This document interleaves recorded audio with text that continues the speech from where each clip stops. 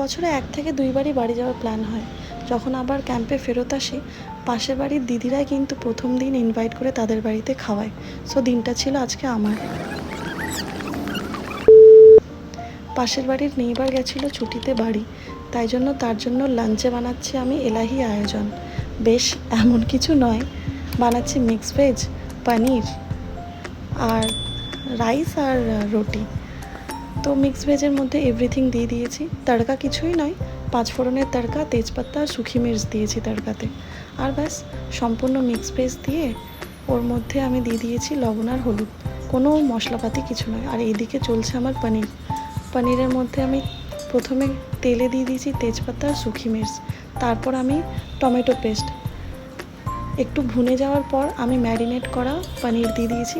Marinate করার টাইমে পনিরে আমি গোটা গোটা পেঁয়াজ আর সাথে দই আর সব মশলা আদা রসুন বাটা সব কিছু দিয়ে দিয়েছি আমি।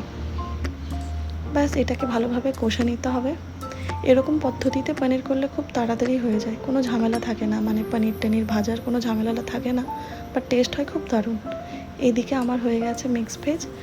সবশেষে আমি আমার বাড়ির ম্যাজিক মশলাটা দিয়ে দিয়েছি মিক্স ভেজে।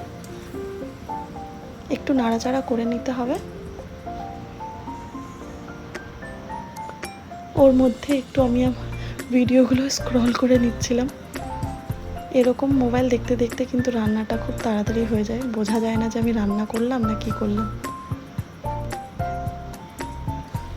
লাস্টে গোটা গোটা এরকম কাঁচা লঙ্কা দিলে গন্ধটা বেশ ভালো আসে।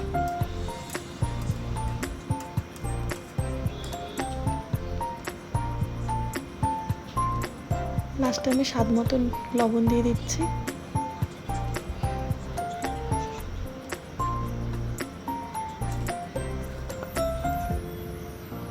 হালকা নাড়াচাড়া করে বেশ আমার মিক্স ভেজ রেডি। আর ওইদিকে হচ্ছে আমার পনির রেডি। একটু একটু এরকম তেল ভেসে উঠছে, একটু নাড়াচাড়া করে নিলাম। এরপর এর মধ্যে আমি দিয়ে দিচ্ছি মাটার। মাটারটা অপশনাল, বাড়িতে ছিল বলে দিচ্ছি, ভালো লাগে খেতে।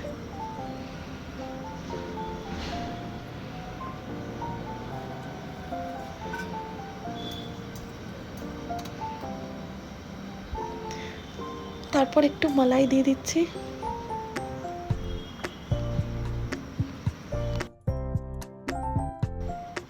ভালোভাবে নাড়াচাড়া করতে হবে।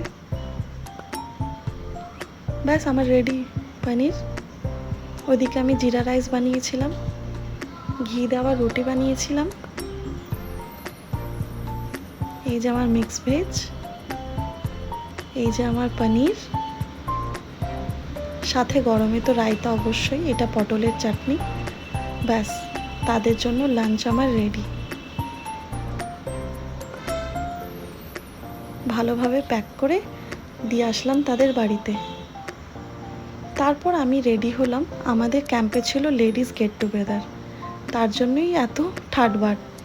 ভালোভাবে রেডি হয়ে বেরোচ্ছি বাইরে, মানে আমাদের ক্যাম্পের মধ্যেই। আর শাড়িটা পরেছি ভাগলপুরি সিল্ক। দেখো বলো তো তোমরা কেমন লাগছে। এই ব্লাউজটা কিন্তু এই শাড়িটার কম্বিনেশনে বেশ মানিয়েছে। ব্লাউজটা কিন্তু অন্য শাড়ির।